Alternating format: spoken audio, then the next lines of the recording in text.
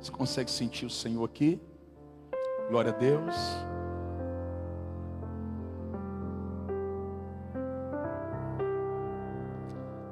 Coloca o texto bíblico para mim, por favor.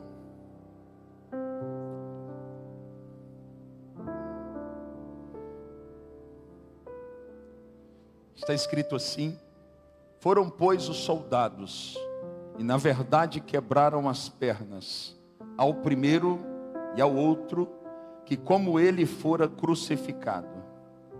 Mas vindo a Jesus, vendo-o já morto, não lhe quebraram as pernas, cumprindo a profecia que fora liberada. Contudo, um dos soldados lhe furou o lado com uma lança, e logo saiu sangue e água. Diga comigo amém. Quero falar um pouquinho hoje, coloca o texto, coloca o título aqui, por favor. A preço de sangue. Diga comigo, 1, 2, 3. Mais uma vez, 1, 2, 3. A preço de sangue. Estenda a sua mão sobre mim agora e libera uma palavra sobre mim. Você pode? Você pode me abençoar?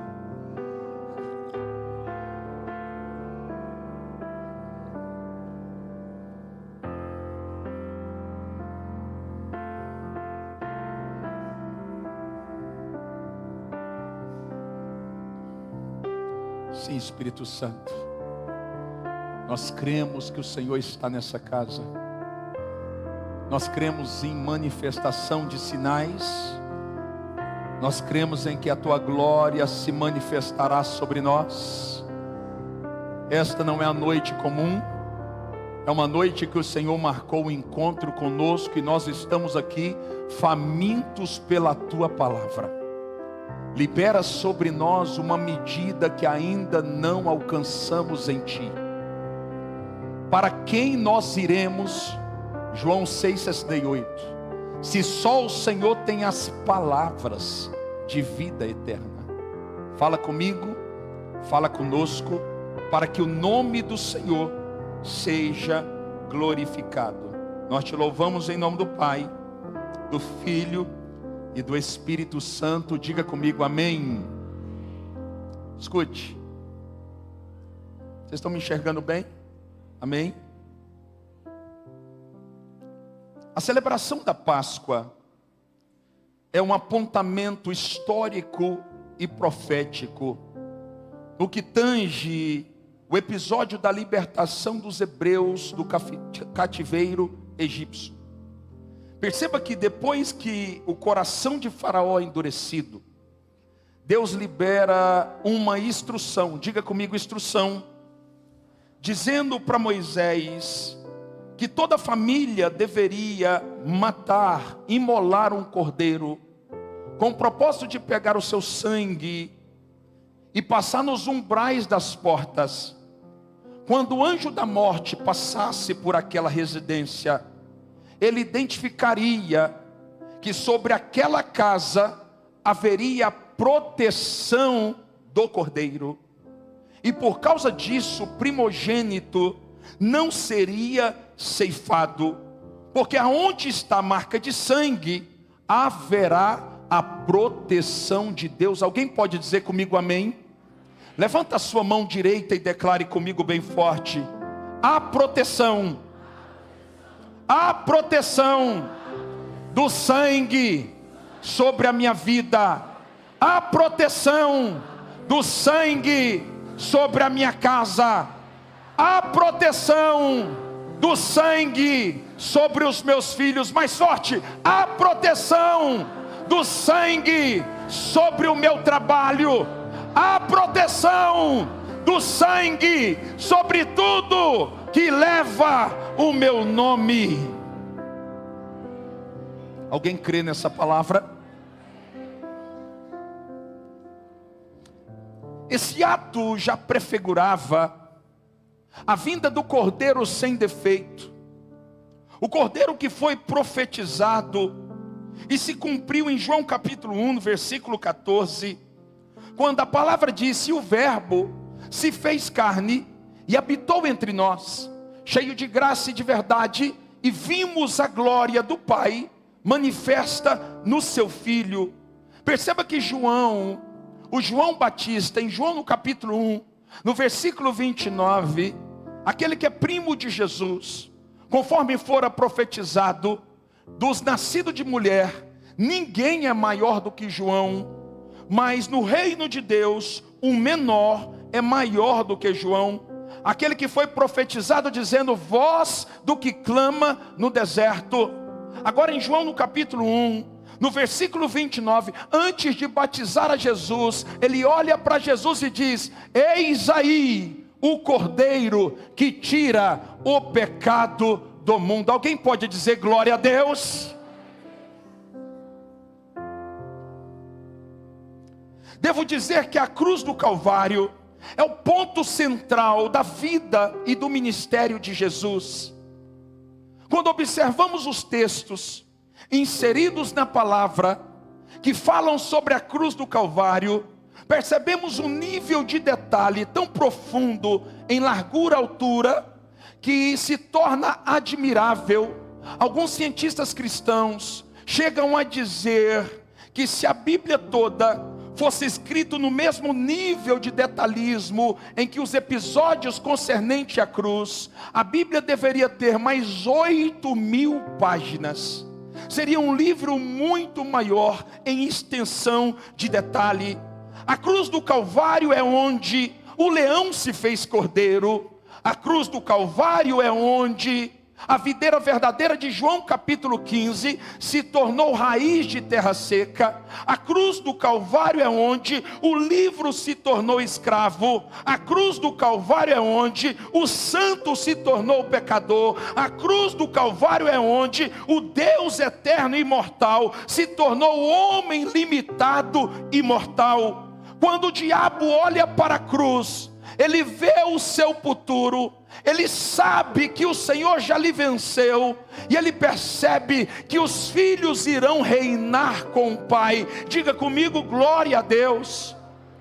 Eu gosto de uma frase emitida por Charles Spurgeon, porque ele diz assim: a cruz é o grito de Deus dizendo, você não pode salvar a si mesmo. Quantos estão me entendendo? Diga glória a Deus. Eu quero compartilhar de maneira muito pontual e objetiva 4 acontecimentos promovidos pela cruz, que eu e você precisamos ter a consciência plena sobre os mesmos. O primeiro acontecimento que a cruz nos trouxe, a morte de Jesus, ela revela os nossos pecados. A cruz é o lugar aonde se confirma que todo homem é pecador.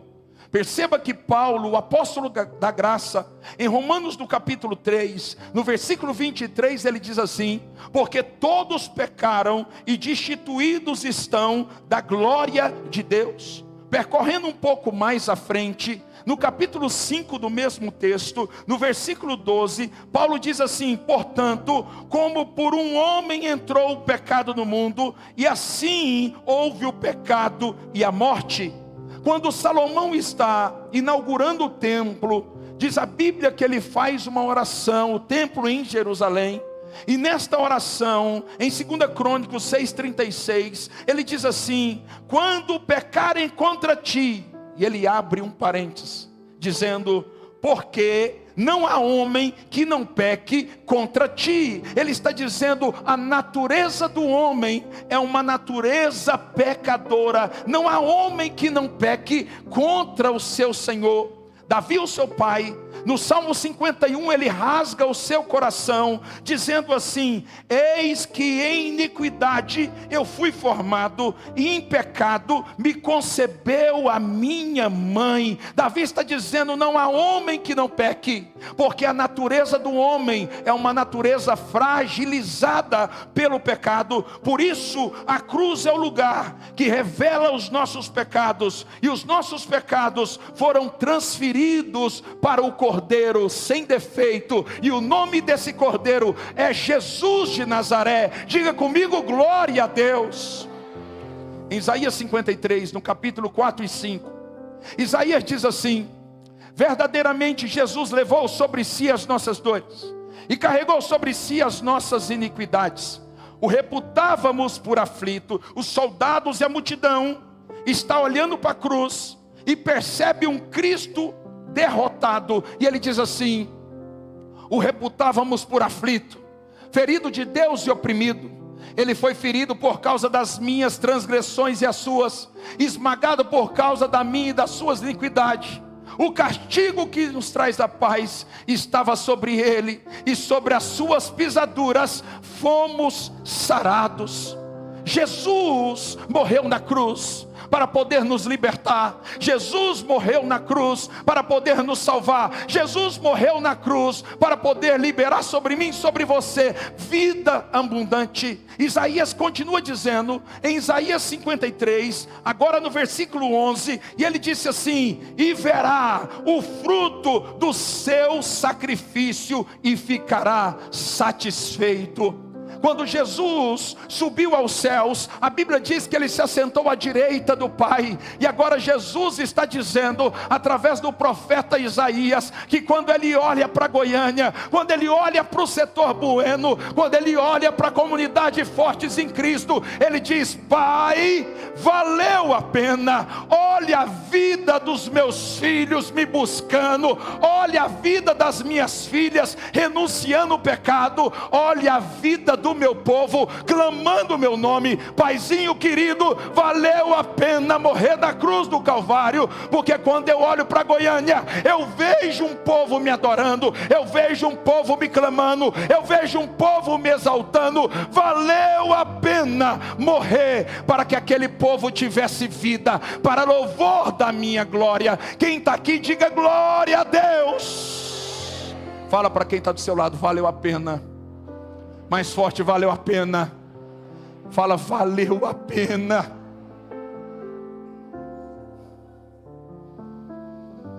Segundo, a morte de Jesus revela o amor de Deus. Diga comigo: amor de Deus. Em vez em quando alguns filhos dizem assim: Senhor, me dá uma prova que você me ama. Sabe, pode ser antagônico, mas não é. Esse é um questionamento de muitos filhos perante o Senhor. Todas as vezes que você quiser uma prova do amor de Deus, olhe para a cruz, porque na cruz alguém que não deveria ser pregado foi pregado em meu lugar. Alguém que não deveria ser colocado lá foi humilhado em meu lugar. Alguém foi esmagado em meu lugar. Olhe para a cruz vazia e veja o amor de Deus. Há uma canção que diz assim: se os mares fossem tintas e os céus fossem papel, se as aves fossem penas e os homens fossem escritores, nem mesmo assim seria possível expressar o grande amor de Deus por nós. O amor de Deus não pode ser expressado, o amor de Deus não pode ser explicado, o amor de Deus não pode ser comparado. Quando olhamos para João no capítulo 3, no versículo 16 está escrito: porque Deus amou o mundo de tal maneira que deu o seu Filho unigênito, para que todo aquele que nele crê não pereça, mas tenha a vida eterna. Este amor não é um amor filosófico, esse amor não é um amor de palavras, é um amor de ações. A Bíblia diz que ele amou o mundo de tal maneira, por isso ele deu aquilo que ele tinha de melhor. Ele entregou o seu Filho por mim, ele entregou o seu Filho por você. Observando também 1 João 4,19 está escrito: nós o amamos porque ele nos amou primeiro. Olhe para cá. Ele não te ama por causa dos seus resultados, ele não te ama por causa da sua alta produtividade, ele não te ama por causa da sua eficácia, ele não te ama por causa da sua eficiência. Você nem tinha nascido e a Bíblia diz que Deus já te amava. Deus ama a mim, Deus ama a você, não por causa daquilo que fazemos, mas por causa da condição que Ele estabeleceu sobre nós. Nós somos filhos amados do Pai. Diga comigo amém. Preste atenção, a filosofia não entende isso, porque o seu amor está além do entendimento da filosofia. A física não entende isso, porque o seu amor está além do entendimento da física. A ciência não entende isso, porque o seu amor está além do entendimento da ciência. A religião não entende isso, porque o seu amor está além do entendimento da religião. Você e eu não entendemos isso, porque o seu amor está além do entendimento que nós carregamos. Eu e você podemos até tentar, mas nunca iremos compreender tamanho amor que Ele liberou sobre mim e que Ele liberou sobre você. A Bíblia nos diz que o amor de Deus cobre as nossas multidões de pecado. Alguém está aqui? Quando você peca diante de Deus, você fica arrasado, sim ou não? Você fica todo arrebentado por dentro, se sentindo indigno da presença dEle. Eu queria dizer para você, que tudo o que você faz, por mais assertivo que você seja, isso não vai fazer Ele te amar mais. E quando você erra, isso não vai fazer com que Ele te ama menos. Não tem a ver com aquilo que você faz, tem a ver com aquilo que você é. Você é um filho amado do Pai. Você é um filho amado do Pai. Você é uma filha amada do Pai. Alguém pode aplaudir ao Senhor por isso? Ele nos amou primeiro. Ele nos amou primeiro. Uma das maiores expressões de amor do Senhor para comigo e para com você é identificado na parábola das 100 ovelhas. Quando observamos que o bom pastor, diga-se de passagem, abrindo um parêntese, que o bom pastor não é o pastor Eduardo e nenhum dos pastores dessa casa. Em João 10:11 está escrito que o bom pastor é aquele que deu a vida pelas ovelhas. Quando o bom pastor está diante das 100 ovelhas, uma se perde, ele deixa 99 e vai buscar aquela que se perdeu. Perceba que essa expressão é uma expressão extraordinária e marcante do amor do Pai para comigo e para com você. Quando observamos também a parábola do filho pródigo, percebemos que o pródigo desonrou o pai. O pródigo humilhou o pai publicamente. A Bíblia diz que ele exige aquilo que é chamado de herança antecipadamente. Ele sai, gasta de forma dissoluta e perde tudo. Depois de humilhar o pai, depois de fazer o que fez, ele volta para a casa do pai. E quando ele volta para a casa do pai, ele é recebido com festa. Este é o amor de Deus. Não importa aquilo que você fez, não importa aquilo que você faz, você é alvo do amor de Deus. Você é alvo do amor de Deus. Alguém pode levantar suas mãos e adorar o Senhor por um minuto?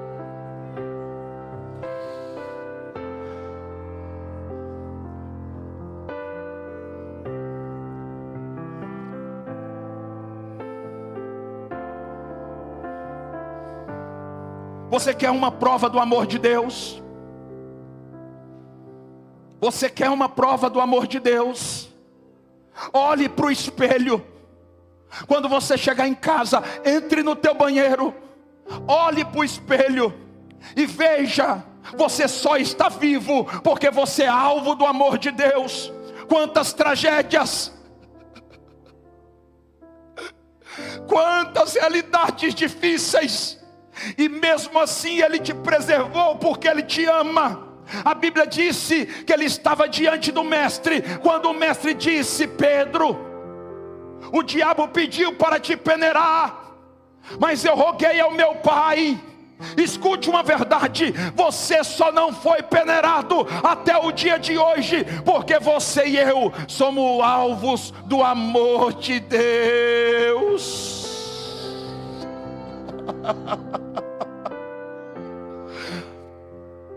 Nós somos alvos do amor de Deus. Nós somos alvos do amor de Deus. Terceiro, a morte de Jesus revela o nosso resgate. Diga comigo: resgate. Bem forte: resgate. Se você não sabe, nós não poderíamos ser redimidos se alguém não pagasse pelo nosso resgate. De acordo com as 603 leis mosaicas, existia uma lei que estabelecia que o resgate deveria ser pago a preço de sangue. O Senhor então envia o Verbo. O próprio Deus se incorpora em matéria humana. Ele morre por minha causa. Ele morre por tua causa. Porque Ele tinha o propósito de pagar a nossa dívida.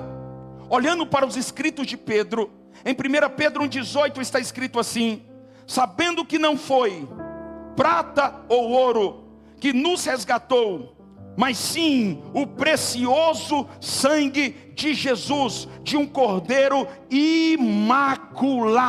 Você foi pago, você foi compro a preço de sangue. O sangue de um justo está sobre você. Não existe mais dívida. Levanta a sua mão direita, por favor. Quantos profetas nós temos aqui? Então declare comigo: o preço já foi pago.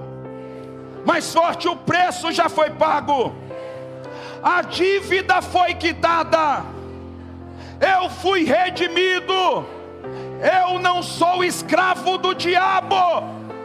Satanás, mais forte: Satanás, você não pode me tocar, nem tocar na minha casa, porque alguém pagou um alto preço por mim. Alguém recebe essa palavra?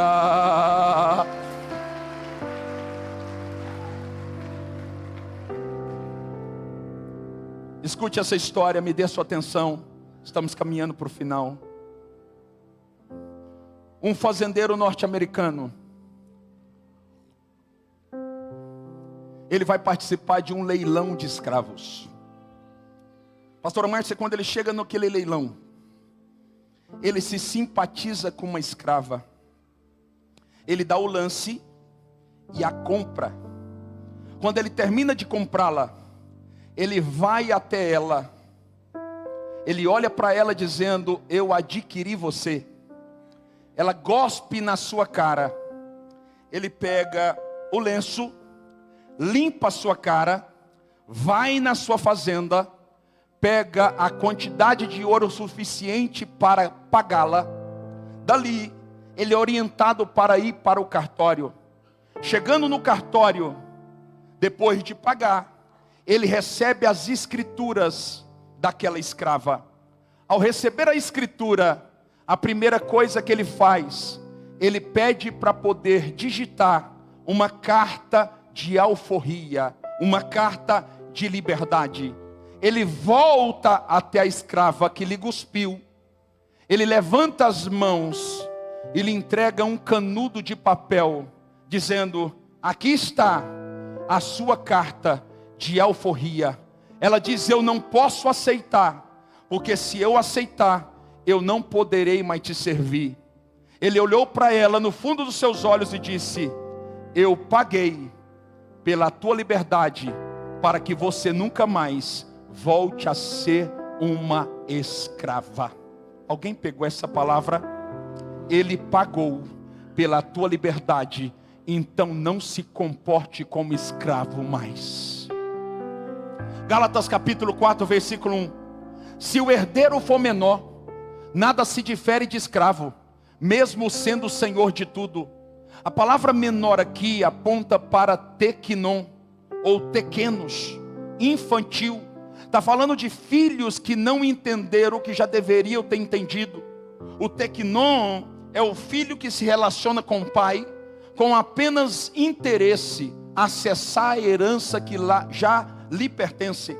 O teknon, ele é herdeiro, mas ele não pode acessar a herança porque ele é infantil. A Bíblia está dizendo que quando ele nos comprou para nos transicionar. Escute isso. Ele nos comprou para nos tirar da condição de teknon e nos levar para a condição de ruios. Filhos imaturos são escravos, mas filhos ruios são livres. São os filhos que não se relacionam com o pai por aquilo que o pai pode lhe dar.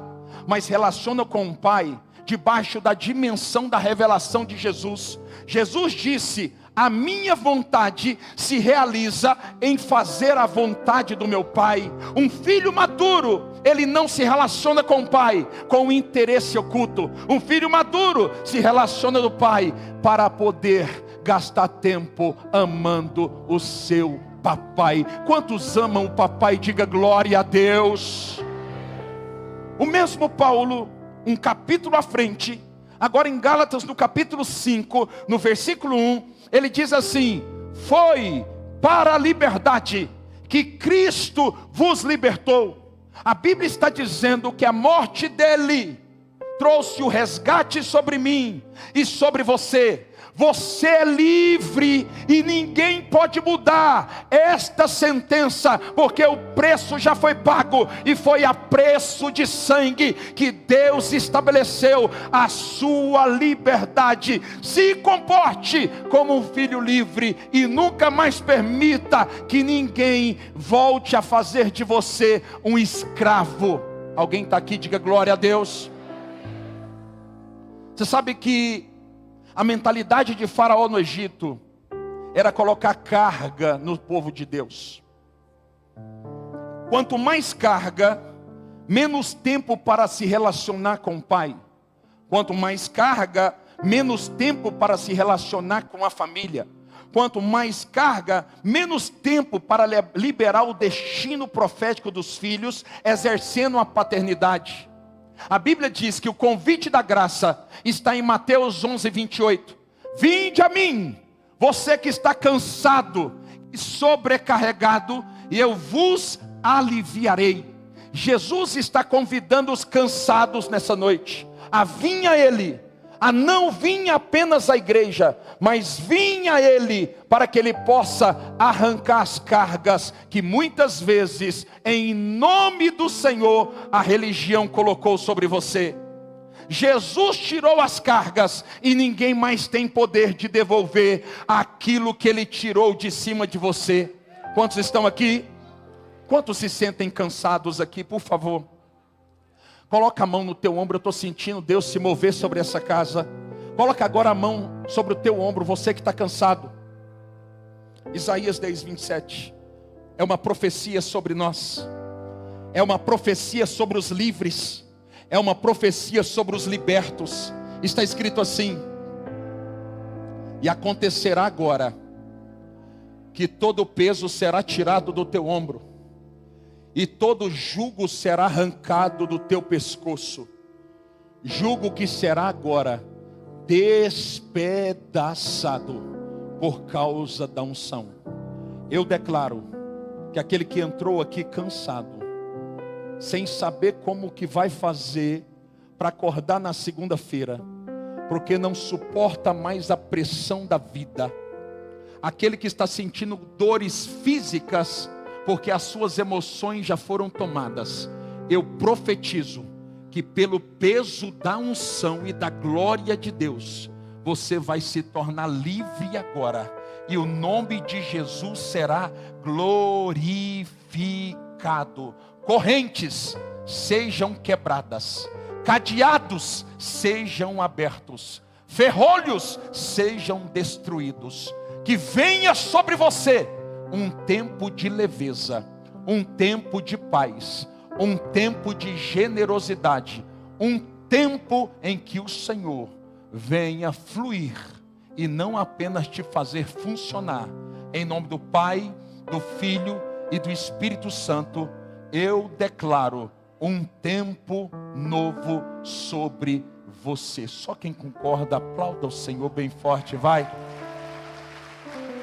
Glória a Deus. Eu sinto o Espírito Santo quebrar correntes aqui. A religião colocou o peso, mas o Senhor está tirando.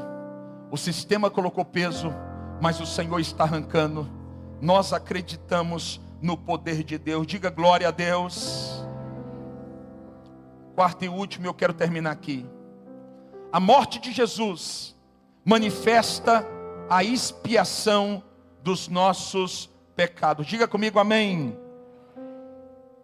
Se você não sabe o que é expiação, Na antiga aliança em Israel, acontecia um toque da trombeta, que era uma convocação para o dia da expiação.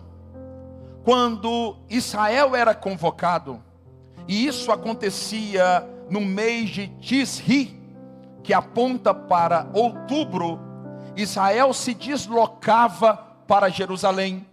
E ali em Jerusalém, eles iriam confessar os seus pecados e sacrificar diante do Senhor. Observe isso.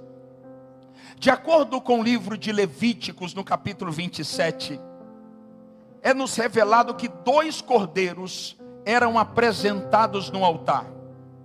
O primeiro cordeiro, ele era imolado pelo sumo sacerdote. Diga comigo, sumo sacerdote. Mais forte, sumo sacerdote. O primeiro cordeiro, ele era imolado pelo sumo sacerdote. O sangue dele, quando derramado, o sumo sacerdote passava em todo o seu corpo, em toda a sua roupa.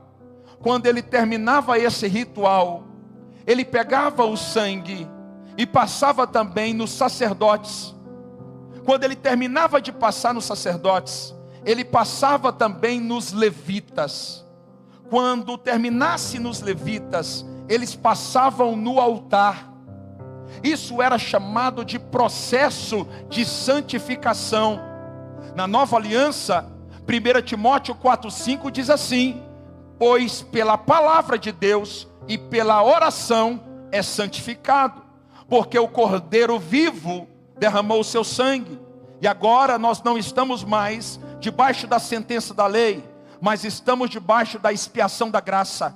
Quando compreendemos isso, compreendemos que eles faziam esse ritual com o propósito de santificar a si mesmo e santificar o ambiente. O segundo cordeiro, ele não era imolado.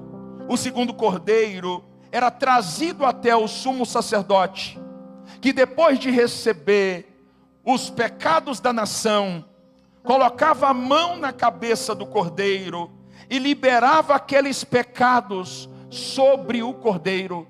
Após esse processo, esse cordeiro era levado para o deserto, e no deserto ele era solto, e ali no deserto ele morria. E espiritualmente eles acreditavam que a morte do cordeiro, que carregava os pecados do povo, traria sobre o povo um novo tempo e uma nova realidade. Nós entendemos que este cordeiro que foi solto no deserto é Jesus, que foi entregue por mim e por você na cruz do Calvário. Na nova aliança, Jesus foi morto, Jesus foi crucificado, mas a Bíblia diz que ao terceiro dia, Jesus ressuscitou, e hoje Ele está à destra do Pai. Diga comigo, glória a Deus. Escute, esta é uma noite em que nós iremos ceiar, e nós não podemos banalizar a ceia, apenas um memorial. A ceia do Senhor é a maior celebração da história da igreja. Ele disse: fazei isso em memória de mim. A Bíblia diz que quando Jesus foi levado aos céus, Ele liberou uma palavra dizendo: eu vou construir uma morada. Diga comigo, morada. Só que de acordo com a cultura judaica, quando Ele estabeleceu aliança com a noiva, que é a igreja, Ele não pode mais voltar até o grande dia do Senhor. Então Ele elegeu um amigo, que é chamado o melhor amigo do noivo. O nome dele é Espírito Santo. O Espírito Santo, Ele está entre nós. E todas as vezes que você ceia, o Espírito Santo é convidado para se assentar à mesa, com o propósito de observar os dotes culinários da igreja. Eu e você somos a noiva de Cristo, e nesta noite nós iremos sentar à mesa e comer o pão e beber o cálice com a pessoa do Espírito Santo. A ceia não acontece aqui fora, a ceia acontece aqui dentro. É por isso que Apocalipse 3:20 está escrito: eis que estou à porta e bato. Se alguém ouvir a minha voz e abrir a porta, quando você abrir, ele vai entrar. Eu vou entrar, vou sentar à mesa, vou comer com você e beber com você. Ele está dizendo que nesta noite Ele não quer fazer apenas um ritual do lado de fora de você, mas Ele quer fazer um ritual dentro de você. A ceia não acontece apenas do lado de fora, quando trocamos o cálice. A ceia não acontece apenas do lado de fora, quando oramos. A ceia acontece do lado de dentro, quando eu e você nos relacionamos com o Espírito Santo, que é o amigo do noivo. A Bíblia diz, através da cultura judaica, que quando o Espírito volta ao Pai, ele leva informações sobre a noiva de Cristo para o noivo. E todas as vezes que você ceia, você está comunicando algo para que o Espírito Santo leve ao Senhor. Nossa aliança ainda está de pé. Pode voltar para nos buscar, que nós estamos com grande expectativa na sua espera. Quantos acreditam que Jesus vai voltar? Levanta a sua mão e diga glória a Deus. Romanos no capítulo 8, e eu termino aqui. No versículo 1 está escrito: portanto, agora nenhuma condenação há sobre aqueles que estão em Cristo Jesus. Nunca se esqueça, o preço já foi pago. Não é necessário estabelecer outro preço. O preço já foi pago. Você está livre. Você está liberto, você está curado, você está remido, você está salvo, porque o preço já foi pago. O preço de sangue foi o preço da sua libertação, o preço de sangue foi o preço da sua cura, o preço de sangue foi o preço da sua remissão. Fique de pé e aplauda o Senhor, em nome de Jesus. Vai, glória a Deus. Os pastores, por favor, venham à frente. Glória a Deus.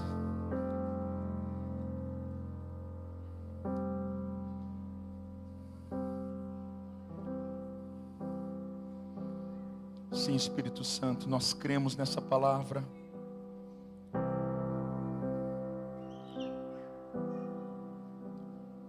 Escute, nesse momento você vai comer do pão, beber do cálice, e nós acreditamos nesta comunidade que esse momento é um momento de manifestação de milagres. Quando você comer o pão, você vai sentir o Senhor tocar em você. A remissão do Senhor vai tocar em você, porque nós cremos na palavra de Deus. Pastora Jordana, apresenta, por favor. Rapidinho. Pode apresentar o pão. Glória a Deus. Obrigado, Senhor. Obrigado. Valeu a pena, Senhor. Valeu a pena. Pai, nessa noite, Deus, nós apresentamos esse pão, Senhor, representando o teu corpo. Deus, nós apresentamos esse suco de uva, sim, representando o sangue do Senhor Jesus. Glória a Deus. Foi derramado ali naquela cruz, por mim e pelos meus irmãos, Pai. Nós apresentamos que venha trazer vida, que cada um aqui nessa noite, Deus, ao ingerir desse pão, beber desse suco, Senhor, venha encontrar contigo, Deus. Venha ter um encontro verdadeiro com o Senhor, Pai. Que esse suco, Deus, esse pão, Senhor, venha trazer vida dentro de cada um aqui. Libertação, cura, salvação, Pai, porque foi para isso que o Senhor veio na terra, para que nós tivéssemos vida e vida em abundância. Por isso eu declaro isso sobre a vida de cada um aqui, Pai. Não é apenas um ato simbólico, Deus, mas é o maior dos memoriais que nós fazemos, Pai. É lembrar, Senhor, lembrar, Deus, do sacrifício do Senhor, Pai. Por isso, muito obrigado, Deus, por esse amor incondicional. Amém, por Senhor. Mim e pelos meus irmãos. Amém. Sirvamos agora, por favor, o cálice. Pode servir a todos.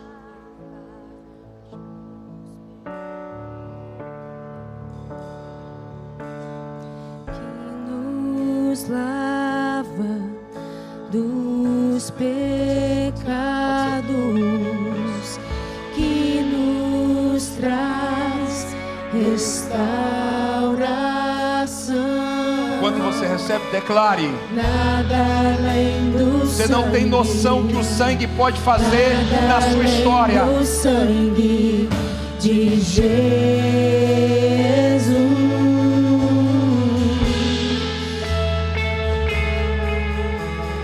que nos faz brancos como a neve, aceitos como amigo de Deus. Nada além do sangue, nada além do sangue de Jesus.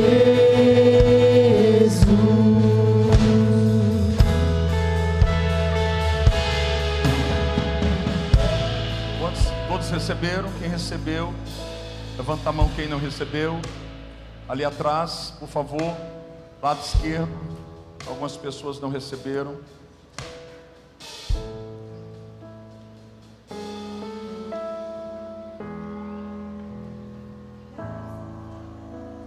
Fique com a mão levantada, você que não recebeu. Todos receberam. Evangelho de João, capítulo 6, versículo 48, diz assim: eu sou o pão da vida. Você crê nessa mensagem do reino? Comamos agora o pão.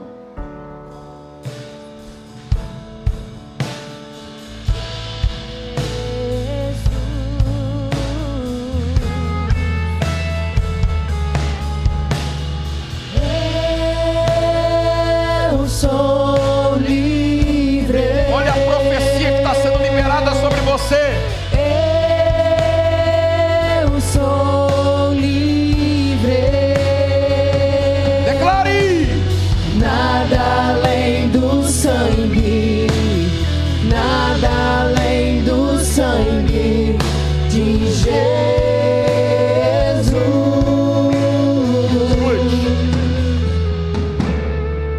Fica aqui comigo. Você não tem ideia o que o sangue pode provocar na tua história. Não tem nada que o sangue não possa fazer.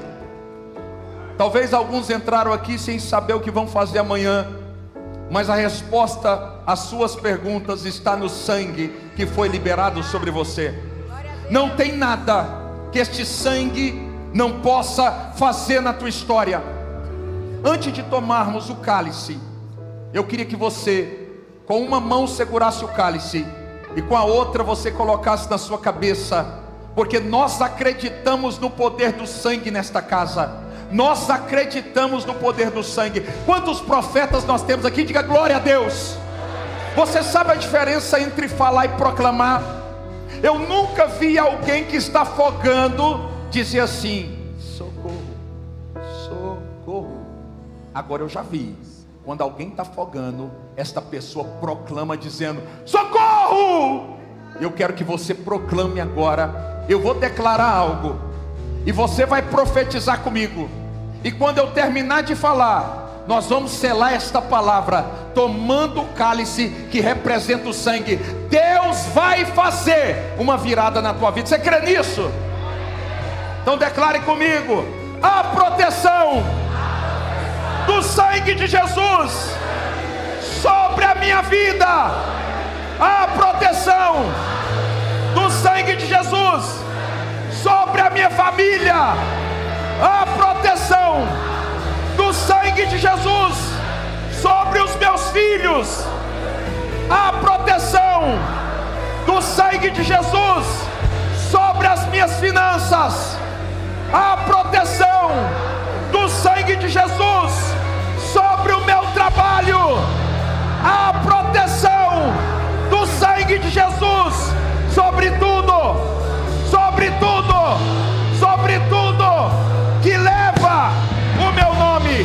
Declare bem forte agora: Satanás, Satanás, eu declaro que você agora está sendo neutralizado pelo poder do sangue que foi derramado sobre mim.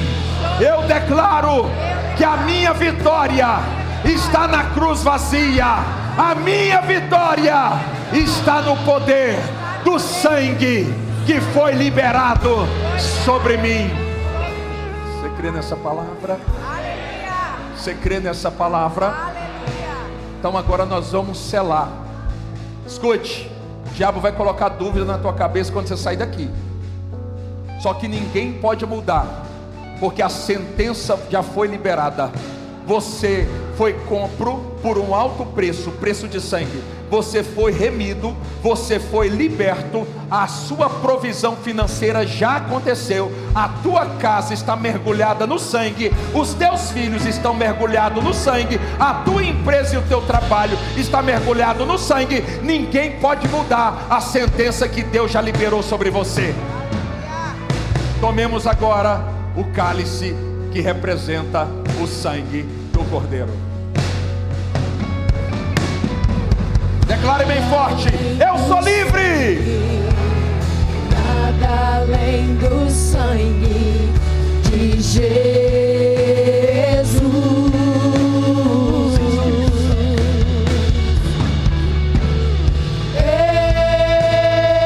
Eu sou livre. Quem pode declarar esta verdade, diga. Eu sou livre. Nada além do sangue, nada além do sangue de Jesus.